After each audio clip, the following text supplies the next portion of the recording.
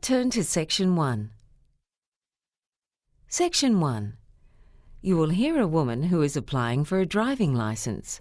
First, you have some time to look at questions 1 to 5.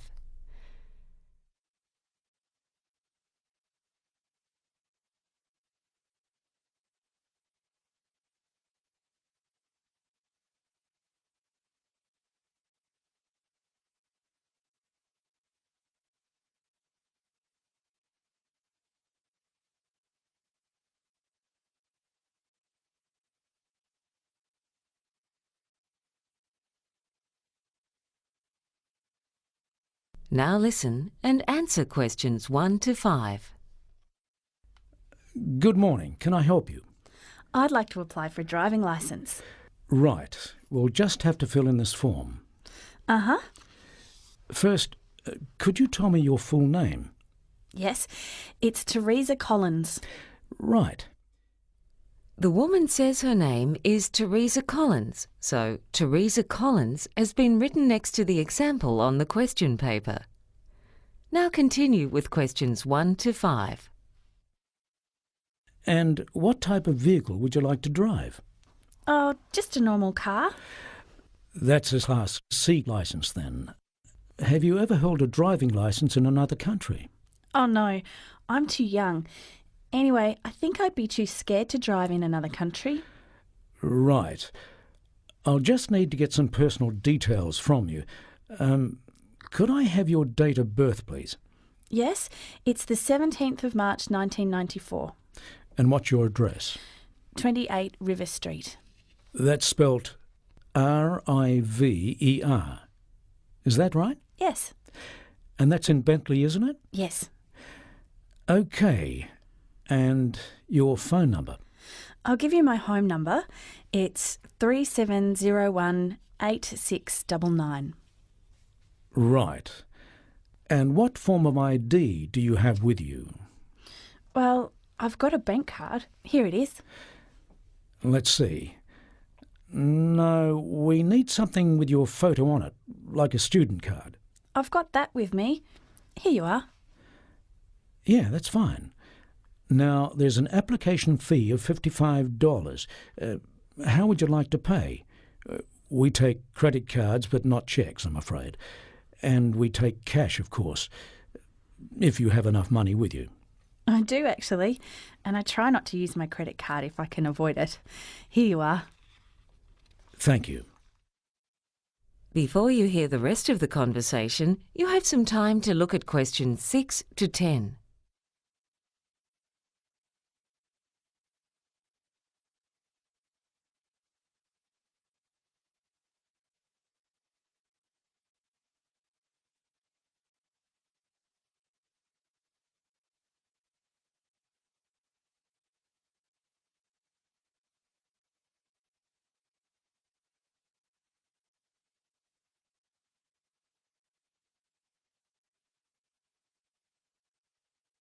Now listen and answer questions 6 to 10. Right. Now, there are a few things I need to tell you about the licence. Before you actually drive a car, you have to pass a test about the road rules. Oh, that's the test about speed limits and road signs and things like that, isn't it? Yes, that's right. There are 2 parts to the test, and you're allowed to make a maximum of 2 errors in each section. So that's 4 altogether. And if I fail the test, can I do it again? Yes, you can, but you have to wait at least a week. Right. And when I'm driving, there's got to be someone with me in the car who holds a full licence, doesn't there? Yes. That could be a family member, a professional driving instructor, or a friend. What about my older sister? Sure, as long as she's got the right kind of licence. Now, the learner's licence is valid for 9 months. At the end of that time, you have to do a practical driving test. If you pass that, you're granted a provisional licence. That expires after 18 months. If you don't pass the practical driving test, you're given a learner's licence for another 6 months. I see. And while I'm still on the learner's licence, how fast can I drive? Well, It depends on the area you're driving in. In most places in the city, there's a speed limit of 60 kilometres an hour. As you probably know, on highways in the countryside, there's often a speed limit of 100 kilometres per hour. But as a learner, you're never allowed to exceed 80, even on a highway. Right. I think that'd be fast enough for me anyway. Is there anything else you need to know? Oh, yeah. I heard there are restrictions on using mobile phones while you're driving. That's right. Until recently, you could only talk on a mobile while you're driving if you used an earphone or hands-free device. But that's been changed. Oh? Yeah. Now you can't use mobiles at all while driving. Not even to send an SMS? Not even to send an SMS. Anyway, if that's all, I'll give you a copy of the book on the road rules. Thanks very much. That is the end of Section 1. You now have half a minute to check your answers.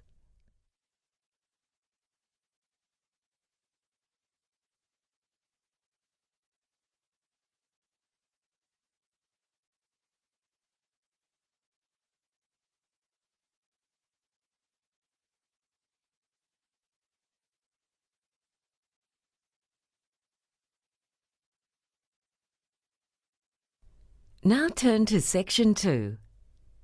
Section 2. You will hear a training officer giving a talk to new staff who will be working at the information desk at an airport. First, you have some time to look at questions 11 to 15.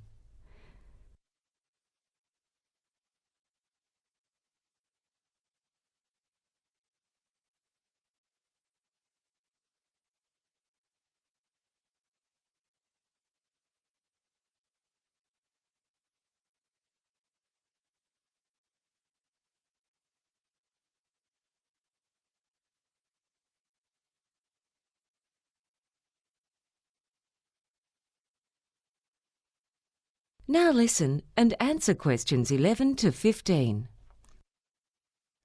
Now, when you're working at the information desk in the arrivals section of the airport, one of the most common questions people ask is, what's the best way to get to their hotel or to a particular address once they leave the airport?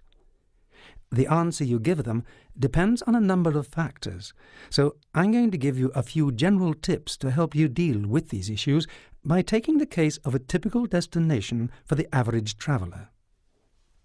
After a long flight, people are often tired and want to get to their final destination as soon as possible.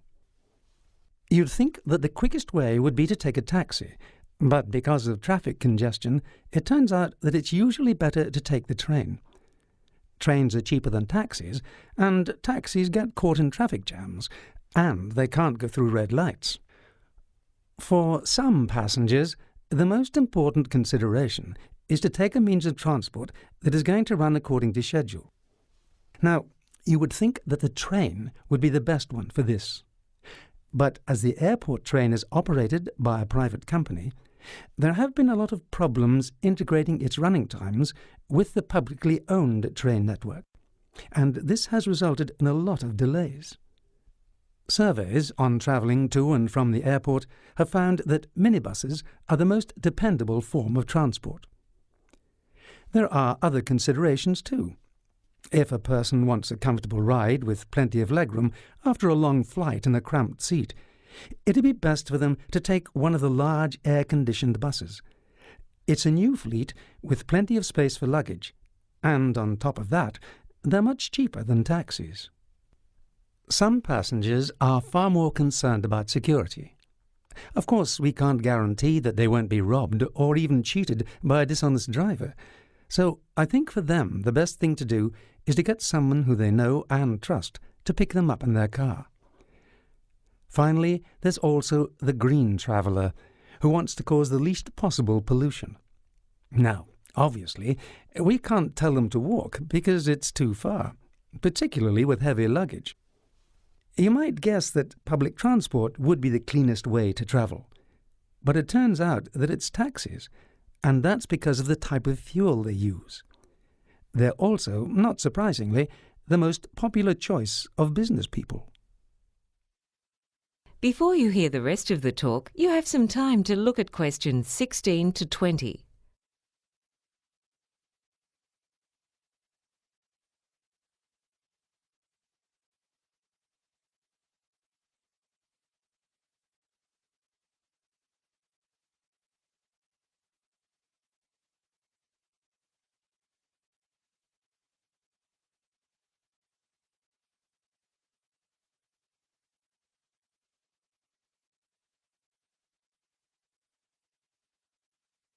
Now listen and answer questions 16 to 20. So far, we've been focusing on the arrivals section of the airport. Now we're going to be looking at the departures section. You've all got a copy of the floor plan of the departures section of the airport. Because of the recent renovations, a lot of people are disoriented when they see it for the first time. So you need to be familiar with the new layout. At the bottom of the floor plan, you can see where the passengers check in. They then go through security control, and in front of them is the information desk, right in the middle of the whole floor plan. Just to the right of the information desk, there's a news agency where you can buy newspapers and magazines. For those who like to do a bit of shopping, to the left of the information desk we have a jewellery store. It's well worth a look at. And a well-stocked electronics goods shop. And between those two there is a pharmacy. There used to be a dress shop in that position. At the top right-hand corner of the diagram we have the waiting lounge and the exit to the planes. In the top left-hand corner are the public toilets. You can use those toilets, or if you like, there are also staff facilities near the bookshop, but you'll need to get the key.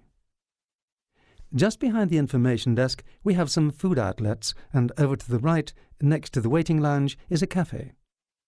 When the renovations are completed, it will function as an internet cafe. At most airports, you get people congregating on the footpath smoking, which is unpleasant for the non-smokers entering and leaving the building. For that reason, we've set up a dedicated smoking room inside the terminal next to the bookshop. It's well ventilated and looks out onto the tarmac. The original plan was to put a wine bar next to the bookshop, but there were problems with the licensing laws.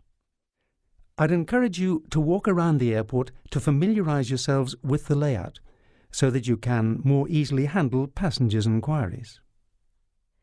That is the end of section 2. You now have half a minute to check your answers.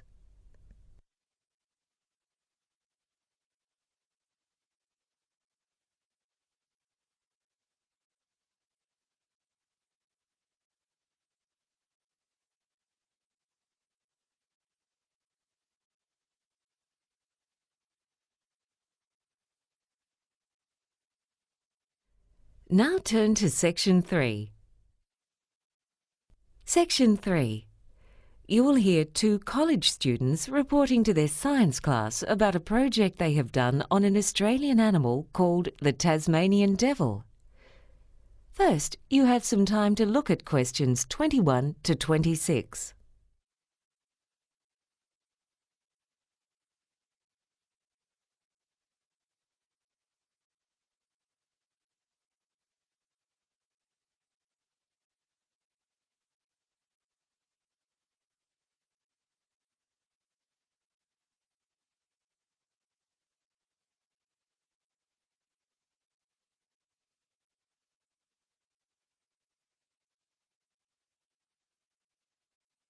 Now listen and answer questions 21 to 26. Hi everyone.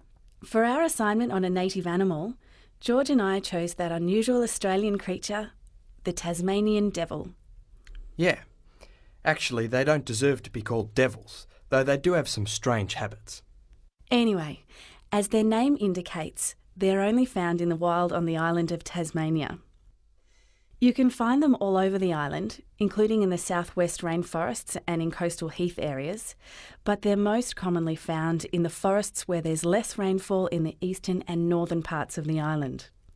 In fact, they live any place where they can get shelter during the day and food at night. Some of you may have seen one in a zoo. They're about the size of a small dog and are covered with short, soft, black fur with white markings on some parts of their bodies. An adult male can weigh from 5 to 13 kilograms and a female from 4.5 to 9 kilograms. They've got a large head and neck with heavy limbs. They're called devils because of the terrible sounds they make at night. This has given them an undeserved reputation for being aggressive, whereas in fact they're fairly shy creatures. But this doesn't mean that they're tame or friendly enough to be pets. And like kangaroos, they carry their young in a pouch. They have babies only once a year, and then about 20 are born at one time, but at that stage they're only as big as a grain of rice. The babies have a race to the pouch because there are only 4 teats there, and the mothers rear an average of 3 young annually. The babies stay in the pouch for about 5 months. Then they're left in their nest or are carried on their mother's back when she goes out, and eventually they have to look after themselves at about 8 months. Then they in turn start breeding at the end of their 2nd year. And around 60% of them die in their first summer due to the tough competition for food. The ones that survive can live for up to 7 years, which means they don't live as long as the average domestic dog. No. And it's estimated that now there are between 100,000 and 150,000 of them altogether. They were almost wiped out by the early European settlers because they hated the devils eating their chickens, so the government paid people to kill Tasmanian devils. And most farmers still dislike them. Their numbers fell so drastically due to farmers poisoning them or shooting them that it was thought that they might have become extinct. Then a law was passed in 1941 to protect them, and since then their numbers have grown again. Before you hear the rest of the talk, you have some time to look at questions 27 to 30.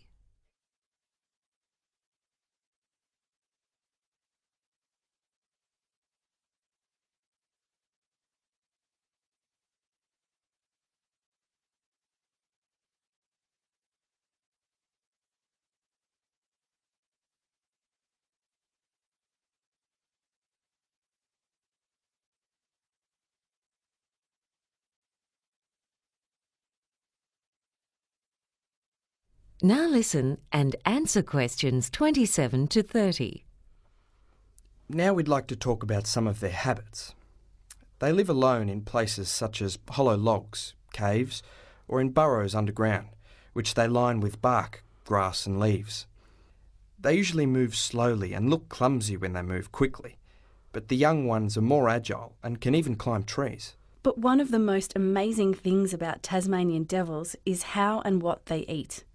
They've got incredibly strong teeth and jaws, so a large male can give you a bite as strong as a 50-kilogram dog. But don't worry, they don't eat people. Some farmers complain about them taking young lambs, but their diet consists predominantly of animals that have already died.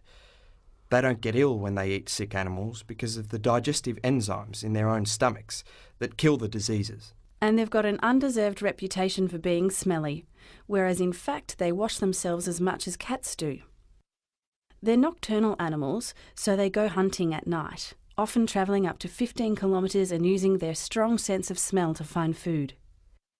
They eat all kinds of animals, and they eat everything, including fur, and leave nothing behind except the largest bones. Yeah, there can be up to 22 of them feeding off one carcass at the same time, and they're very greedy, noisy eaters.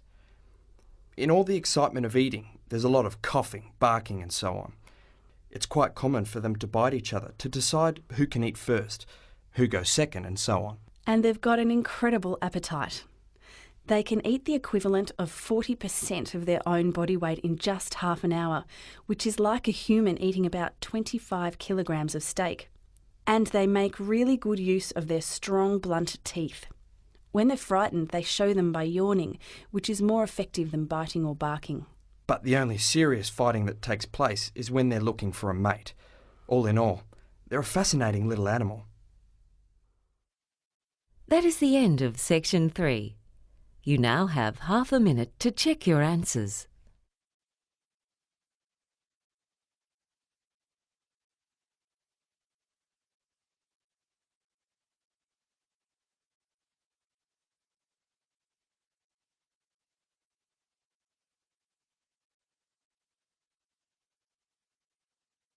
Now turn to Section 4. Section 4. You will hear a lecture by a healthcare researcher to students of health science about the results of a survey on yoga in Australia. First, you have some time to look at questions 31 to 40.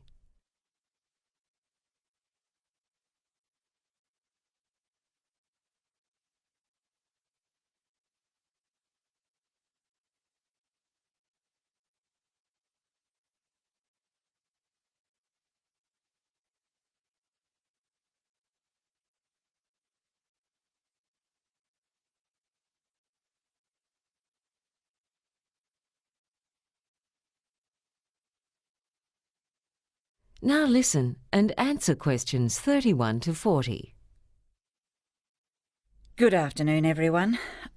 In today's lecture, I'm going to present some of the findings of the largest and most comprehensive survey of yoga practice ever conducted in Australia. The objectives of this survey were to investigate the characteristics of people who practice yoga in this country, the styles and techniques of yoga that are practiced, how often people practice yoga, the reasons why they do yoga, and the perceived benefits of yoga practice. It is our hope that the findings of this survey will be of help to both teachers and students of yoga in this country and abroad, as well as to healthcare practitioners. Prior to our study, no nationwide research had been conducted into the topic. Our research team decided to do a web-based survey so that we would reach the maximum possible number of people all around the country, and also due to our funding limitations. The survey was promoted through yoga schools, the media, and by word of mouth. Eventually, almost 4,000 people responded to the survey, which took about 30 minutes to complete. About 1/3 of the people who filled in the survey were yoga teachers. The other 2/3 were yoga students. Overall, 85% of the respondents were women. Yoga means different things to different people, and reflecting its diversity, there are many types of yoga. Our survey found that it is males and younger people who are more attracted to some of the physically more demanding styles of yoga that have gained in popularity in the West over the past 2 decades, whereas older age groups went for more relaxing styles. Apart from providing exercise, yoga can also be a form of therapy, meditation, or a spiritual path. Government agencies have found that around 2% of the adult population practice yoga to a greater or lesser extent, with a much lower participation rate for people who have not yet turned 18. Both their research and our survey found that the age group with the highest participation rate in yoga classes is the 35 to 44-year-old group. There has been a slight decline recently in the popularity of yoga. However, this was in the context of a reduction in physical activities overall among the Australian population. A major reason for this trend is not the rise in the popularity of junk food, but because more and more people are playing computer games. 56% of the yoga students who responded to our survey attend class once or twice a week.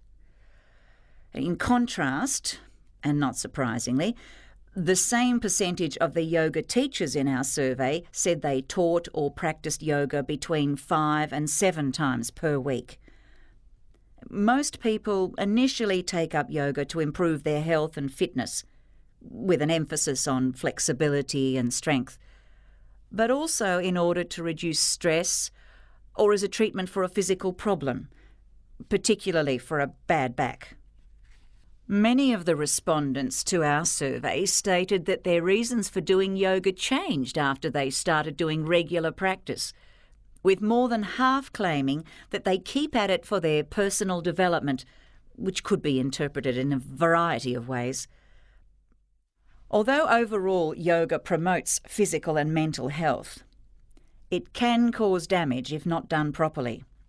And care needs to be taken with inverted postures such as the headstand and shoulder stand, as well as with the lotus position, which is the cross-legged position that is commonly associated with yoga and meditation. A common admission in the survey among those who had sustained injuries was that they had pushed themselves too hard. Far less frequently, teachers were said to have caused injuries by pushing students too hard. A large number of our survey respondents reported that they work in healthcare occupations, and for most of the yoga teachers, teaching yoga is not their only source of income. Among the students, the most common healthcare occupation is nursing, whereas among teachers, the largest group worked as massage therapists.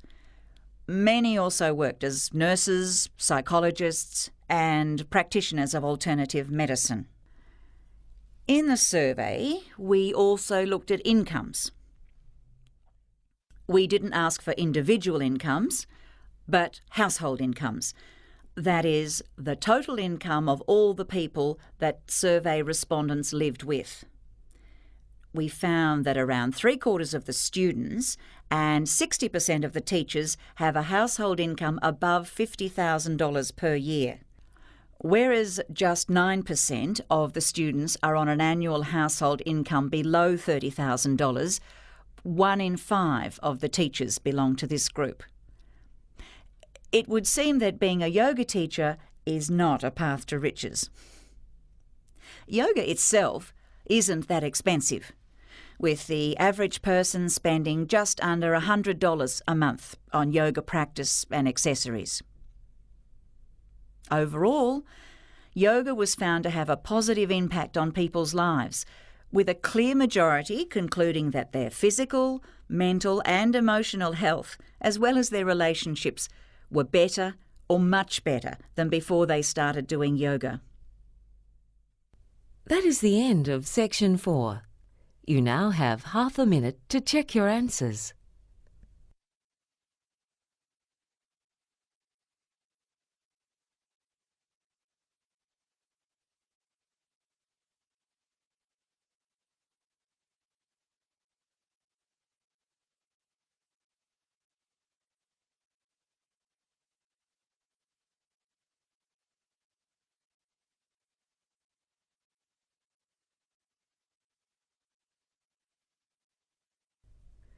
That is the end of the listening test.